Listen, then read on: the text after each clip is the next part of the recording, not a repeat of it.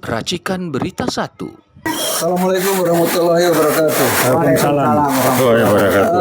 Kali ini kita akan bicarakan soal persatuan yang akan kita bahas karena dalam situasi sekarang ini Abu Dhabi begitu kuatnya di antara kita pencinta bangsa ini.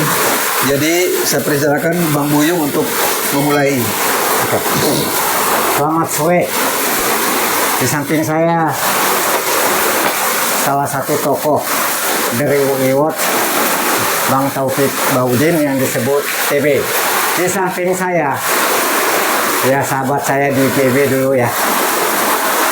Ini beliau ini penulis dan kritis terhadap kondisi dan situasi pada pemerintah. Nah, pada saat ini kami coba membahas tentang persatuan Indonesia. Mungkin bisa dimulai, Bang. Kira-kira bagaimana, Bang, pendapatnya, Bang? Kita berbicara, dan saya bilang memang penting dan harus, bagaimana kita membangun dan memperkuat persatuan dan kesatuan kita sebagai bangsa Indonesia. Itu intinya. Tetapi, ada tetapi, tolong dipahami, jangan persatuan itu baru bersatu, baru kuat kalau dasar pijakan acuannya sama. Persatuan sebagai bangsa Indonesia, oke, kalau dasar pijakannya, acuannya adalah Pancasila. Jadi kalau dasar pijakannya untuk bersatu, yang satu Pancasila, yang lain Marxisme, PKI segala macam, kayak namanya jangan ngomong bersatu. G13 PKM 5 saya ngalamin. Saya tahun kedua di Fakultas Ekonomi, kuliah di sana. Nggak mungkin bersatu. Kita dasarnya Pancasila, Undang Dasar 45 saja, yang lain dasarnya Marxisme. Kok dipaksa bersatu? Jadi nggak usah takut kalau bangsa ini harus ribut untuk menghilangkan yang berbeda, yang berlawanan. Menghilangkan yang berlawanan yaitu mereka kelompok yang tidak banyak, tapi bikin gambaran kayaknya banyak, yang basisnya bukan Pancasila dan Undang Dasar 45. Apa basisnya? Marxisme, komunisme, dan alasan macam-macam. Lupain 1165, kita buktikan, kita ajar habis tuh. Bahwa sekarang masih sakit hati dengan menolak Pak Harto jadi salah satu pahlawan, silakan aja, itu politik lah. Tapi Pak Harto menghajar habis PKI G30S itu. Kita sebagai bangsa lebih kuat. Jadi jangan ngomong bersatu itu tidak boleh ada konteks. Bersatu harus, tetapi dengan masyarakat bangsa, anak bangsa yang basisnya Pancasila. Kalau kelompok anak bangsa basisnya Marxisme, PKI, komunisme, itu disikat habis, jangan ngomong bersatu. Saya ulangi, G1365 fakta dan nyataan sejarah saya ngalamin. Jadi jangan ngomong sok bersatu kalau dengan orang yang landasan pijakannya beda. Jadi Abang pelaku sejarah pada saat itu. Saya kira-kira begitu. Oke, saya ke Bang Adil. Bang Adil, apakah demokrasi itu sebagai filosofi bangsa kita? Oh, jelas bukan. Oh, bukan. Oke, lanjut. Kalau kita berangkat dari filosofi bangsa, Ya. itu adalah dari seluruh suku yang ada, itu mengacu pada musyawarah mufakat. Gotong royong itu. Gotong royong. Jadi musyawarah mufakat itu di setiap suku di Indonesia itu semua berangkat dari situ.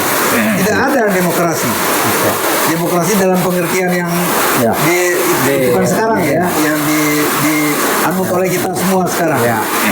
Jadi kalau demokrasi, misalnya dalam satu masyarakat penjahat, ya kan? Kemudian 90% itu penjahat. Lalu kita mau katakan bahwa itu suatu Voting ya. voting gitu. Lalu apakah itu kita bisa katakan Kalau dia menang, ya, pasti menang lah dia, pasti kan? menang ya. Gitu. Jadi demokrasi itu suara sama seorang profesor doktor dengan seorang tukang beca. Saya bukan menginikan tukang beca ya. Maksud saya cara berpikir. Ya. Kan kita kan memilih untuk pemimpin bangsa.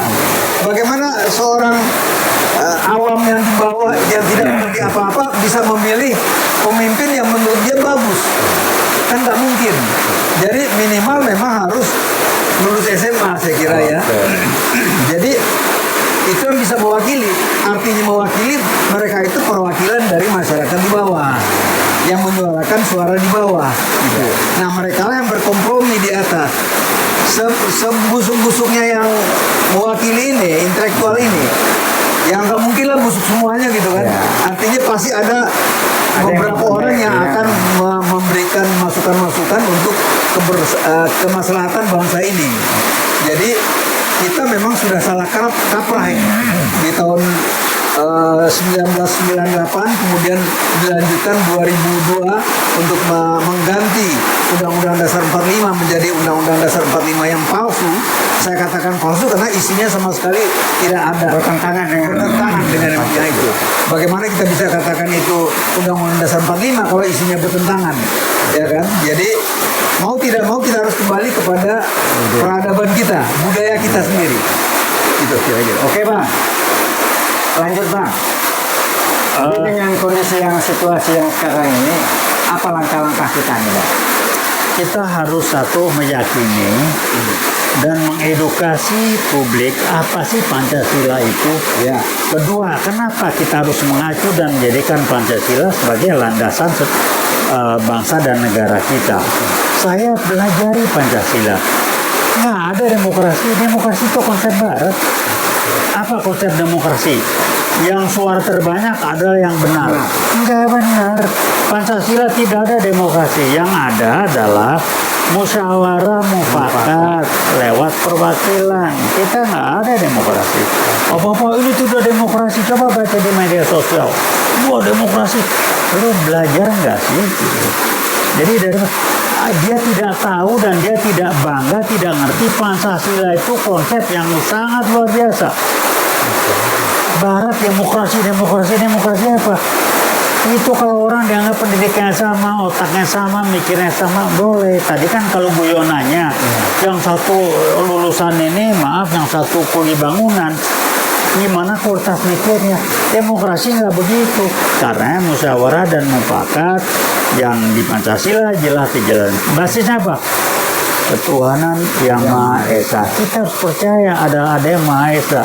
Demokrasinya Barat ada ketuhanan Maha Esa? Enggak ada. Ini yang ditiup-tiupin. Wah, dengan hebat ngomong. Kedua, persatuan sebagai bangsa itu, sebagai bangsa harus sama, jelas dan kuat landasannya. Kita apa? Pancasila sebagai landasan kita sebagai bangsa. Gimana mau bersatu kalau ada yang kelompok masyarakat yang jumlahnya apalagi yang bukan oleh Pancasila, DPKI segala macam mau bersatu? Enggak, itu pilihan kok. Dia bubar atau kita bubar? Enggak. Wah, musik bersatu segala macam. 65 kita ribut siap ngadepin PKI kayak G13 PKI. Mereka bergerak terus. Saya tetap mengatakan gerakan 1998 saya tidak ikut dan saya menentang. Itu digerakkan oleh PKI Gaya Baru, menjatuhkan Pak Harto, menjelek-jelekan segala macam sampai sekarang.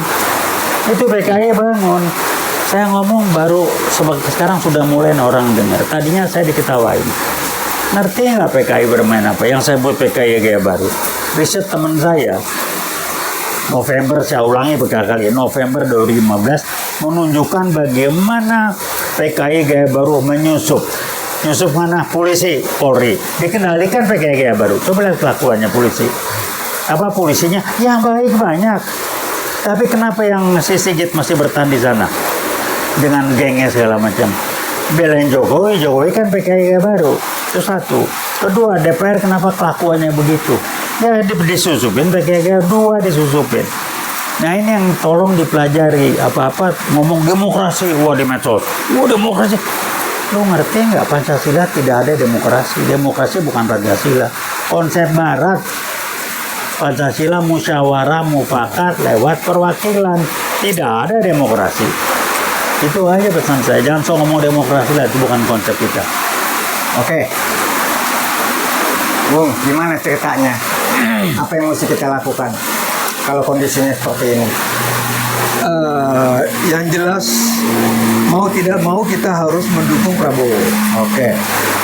Apapun ya alasannya, dia satu-satunya kita anggap sebagai nasionalis sejati. Tapi dia nggak percaya kalau dia didukung rakyat gimana? Ya itulah kelemahan Prabowo. Terlalu baik orangnya. Sehingga dikerjain terus sama anak buahnya. Informasi salah dikasih, ya kan? Lalu dihasut bahwa yang yang mengkritik dia dianggap lawan musuh. Padahal kita mengkritik maksudnya mendorong dia untuk berani gitu.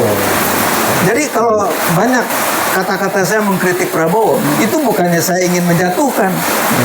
Tapi kan sebetulnya kritik itu tergantung kita menerimanya. Ya kan? Bukan tergantung pada siapa yang mengkritik. Kita mau terima itu sebagai masukan untuk kebaikan atau kita anggap sebagai untuk menjatuhkan kita, kan gitu. Nah, saya kira kritik sekalipun dari lawan berat pun, kritik habis-habisan, kalau kita anggap sebagai masukan untuk lebih meningkatkan kemampuan kita, itu nggak ada masalah. Apalagi dari pendukung. Saya begini-begini 2019 mendukung Prabowo. Cuma 2024 saya nggak lagi. Karena melihat dia bergabung dengan Jokowi gitu ya. Jadi dari 2014 saya juga tidak mendukung siapa-siapa.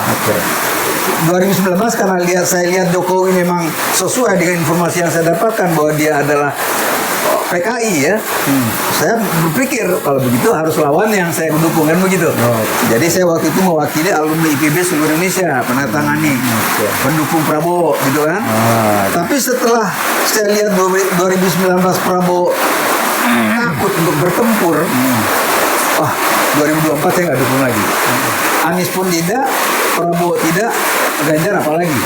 Jadi tidak ada yang saya dukung 2024. Jadi tapi sekarang pada saat itu ya. Tapi sekarang kita tidak ada lain. Kita harus dukung Prabowo.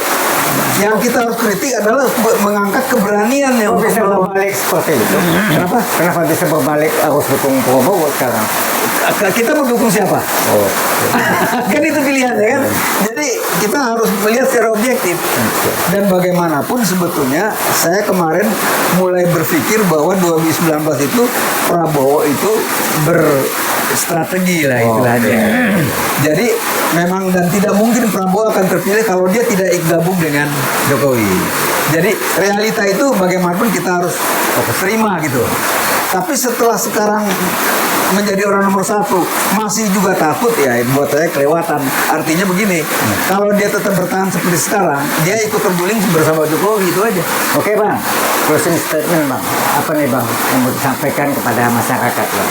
Jadi kalau saya simpel ya, masyarakat harus memahami, tadi saya ulangi yang pertama, jangan ngomong demokrasi. Pancasila tidak mengenal konsep demokrasi. Itu satu ya. Kedua, Prabowo, kalau saya mendukung atau tidak mendukung seseorang sebagai tim pemimpin nasional, saya harus melihat kualitas dia sebagai manusia. Saya kenal Prabowo, dia tidak maling, dia tidak jual bangsa, dia tidak akan macam-macam. Bahwa dia punya kelemahannya. Apa kelemahannya? Yang saya tahu antara lain orangnya nggak enakan ke Jokowi, ikatan emosional dia diganggu dengan itu. Nah sekarang tinggal bagaimana kita bantu Prabowo. Kalau saya mengatakan saya boleh dekat sama siapapun, tetapi kedekatan saya secara emosional ditentukan oleh life values dari orang itu. Kalau orang itu punya nilai-nilai hidup yang sama dengan saya bisa dekat banget. Tapi kalau tidak, saya dekatnya tergantung. Pertemanan biasa, dekat sebagai teman ngopi-ngopi, dekat sebagai teman guyonan, tapi bukan dekat sebagai teman saya hidup mati, karena nilai hidupnya nggak sama. Nah, saya melihat Prabowo itu kelemahan emosionalnya ini seringkali dimanfaatkan oleh lawan-lawannya. Yang kedua, Prabowo harus lebih keras lagi dalam menjaga lingkungan. Itu yang penyusup itu bukan main.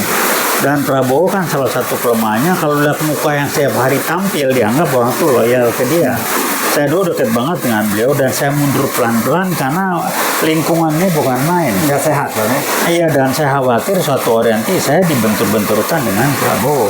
Saya mundur aja pelan-pelan.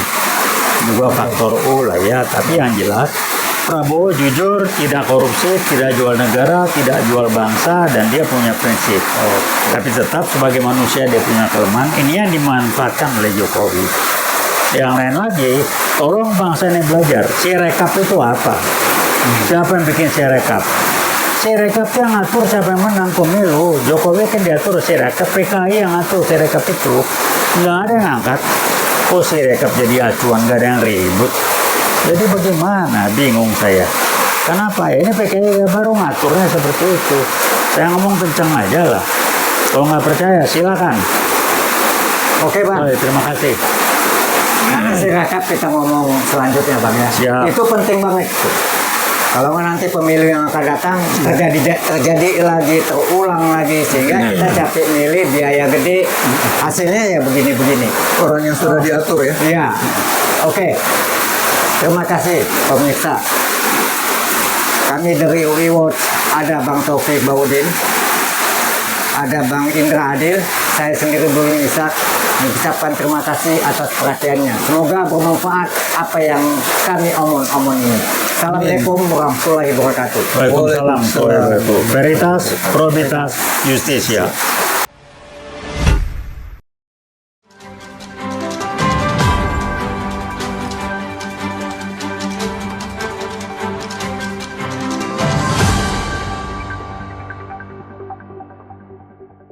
Racikan Berita 1.